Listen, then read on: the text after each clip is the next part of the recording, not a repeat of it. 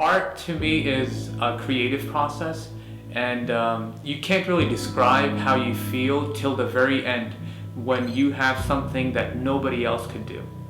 I mean, I think that's the creativity that goes along with it. To me, just feeling the end, the conclusion, where you have a masterpiece, you could really proclaim that that's one unique art piece that nobody else has ever produced, that nobody else has ever seen before, and you are the creator and maker of that art piece.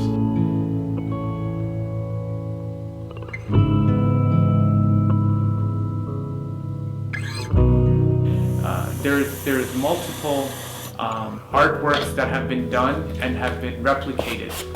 What I work with is original artwork, and we have in what it's called as modern Islamic art today, that it has become like this field of replicas that have stormed the market in the last 10, 20, 30 years, that actually have taken away the creativity and the spirit of making art in the Muslim community. Instead of producing an artwork, they usually buy an artwork that's 99 cents, and they put it on their walls, and we say, how could you define, or how could you put the name of God and a price tag that is, we define it as cheap, together.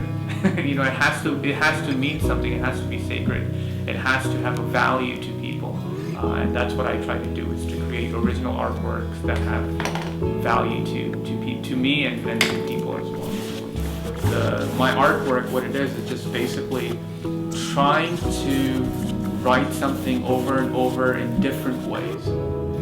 Hence, you will find a lot of the work that I do, the word Allah, just a simple word, I have been able to write it maybe over 100 different ways. Those who look at my artwork or purchase the work that I have produced, I want them to actually feel that there was an individual who, and I could share with you that it's like you give away a very important, it's like a relative leaving your house, or a guest who has arrived for a few days that you've worked with and being very close to that artwork, and then suddenly that individual is going to leave and you're going to be sad, and then truly that's the feeling of having a person walk away, just like an art piece.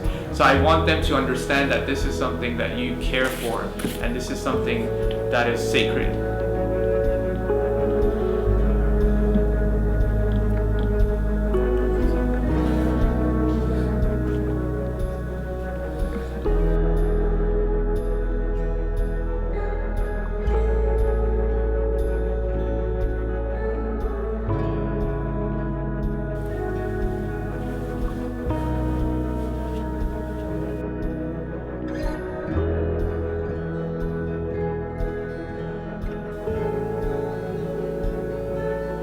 So my way was to actually come up with a unique style that's not something that has been already done.